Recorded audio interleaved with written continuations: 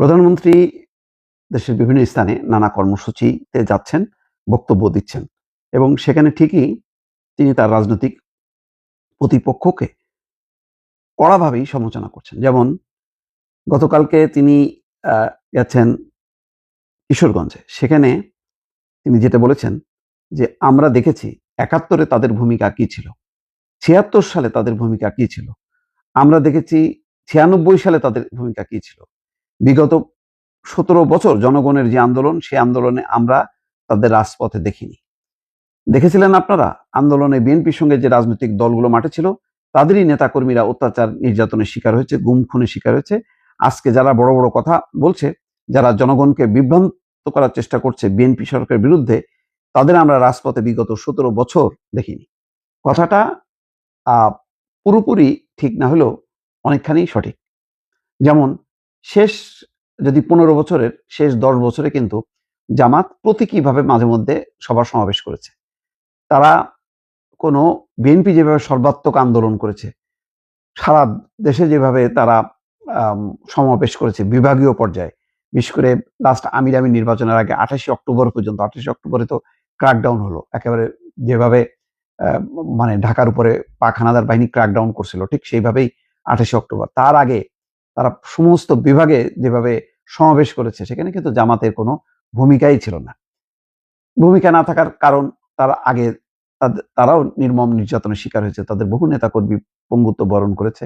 আর শীর্ষ নেতারা তো বিচারিক হত্যাকাণ্ডের মুখে পড়েছে। কিন্তু রাজনৈতিক দল হিসাবে তারা এত বেশি গুপ্ত অবস্থায় ছিল যে তাদেরকে মাঝে মধ্যে বিভিন্ন বৈঠকখানায় তাদেরকে ধরা হতো।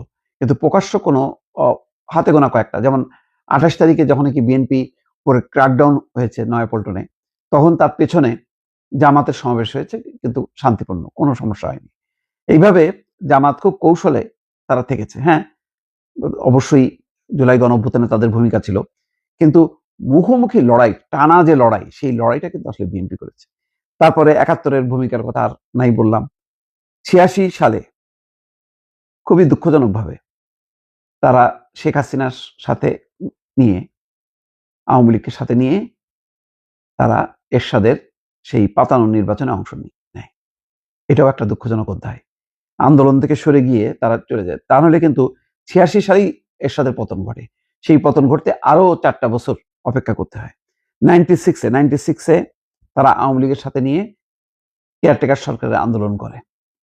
সেই ভূমিকাও ছিল আওয়ামী লীগের সঙ্গে। ফলে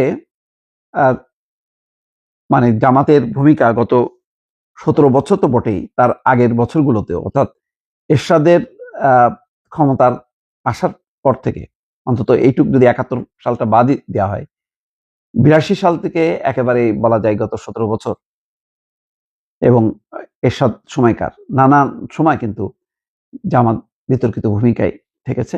আবার এটাও ঠিক, লম্বা সময় তারা জামাত বিএনপি জোট সঙ্গী ছিল, জোট সরকার ছিল। এটাও সত্য। কিন্তু শেষ পর্যায়ে আজকের অবস্থানটা হলো এই যে, বাংলাদেশে প্রধান বিরোধী দল জামাত এবং তারা নানা ইস্যুতে বিএনপিকে সমালোচনা করছে। বিএনপির বিশেষ করে সবচেয়ে সর্বনাশটা ঘটাইছে যখন প্রধানমন্ত্রী তারেক রহমান দেশে ছিলেন না, তখন ইউনূস সরকারের সময় ইউনূস সরকারের প্রশাসনের ভেতরে তাদের অবস্থানটা এত দৃঢ় ছিল যে, সেই অবস্থানটা নিয়ে বিএনপি চাঁদাবাজ, বিএনপি নির্বাচন চায় ক্ষমতার জন্য, এই ধরনের প্রচার প্রচারণা চালিয়ে ইউনূস সরকারের শাসনকে প্রলম্বিত করা, এই কাজটাও কিন্তু জামাত খুব সূক্ষ্মভাবে করেছে। এবং আজকে প্রতিটা ইস্যুতে জামাত বিএনপির সমালোচনা করছে। তারপরও বলবো যে, তারেক রহমান বিভিন্ন জনসভায়, যে বিভিন্ন কর্মসূচি উপলক্ষে যেই জনসভা হচ্ছে বিভিন্ন জায়গায়, সেখানে যে ক্যাটাগরিক্যালি খুব সুনির্দিষ্টভাবে কিন্তু সমালোচনা করছে। সমালোচনার থেকে জামাতকে কোনোভাবেই রেহাই দিচ্ছে না। কারণ জামাত কিন্তু এরই মধ্যে তারা সংসদের থেকে সংসদের বাইরে আন্দোলন সংগ্রামটা জোরদার করছে। যেখানে এখন সমস্ত কর্মকাণ্ডের মূল কেন্দ্রবিন্দু হওয়ার কথা সংসদ, সেই সংসদের বাইরে থেকে তারা আন্দোলন করছে। সংসদের যে সংবিধান সংশোধন কমিটি, সেই কমিটিতে পর্যন্ত তারা অন্তর্ভুক্ত হয়নি এবং তারা বলছে সংবিধান সংশোধনের কোনো প্রক্রিয়ার সাথে তারা যুক্ত থাকবে না। ফলে এখন একসময় যেখানে আওয়ামী লীগের মানে চিরশত্রু ছিল বিএনপি, বা বিএনপি চিরশত্রু আওয়ামী লীগ, সেখানে ঘটনাক্রমে আজকে আওয়ামী লীগের জায়গাটায় চলে এসছে জামাত, এবং সেই কারণে প্রধানমন্ত্রী তারেক রহমান তিনি সরকার প্রধান আবার দল প্রধান। সুতরাং রাজনৈতিক এই সমালোচনাগুলো দিনকে দিন কিন্তু এখন তীব্র হচ্ছে, এবং তিনি টু দ্য পয়েন্ট এই জামাতের যে নানা বিপরীতধর্মী অবস্থান অতীতের, সেই অবস্থানগুলো তুলে ধরছেন জনগণের সামনে।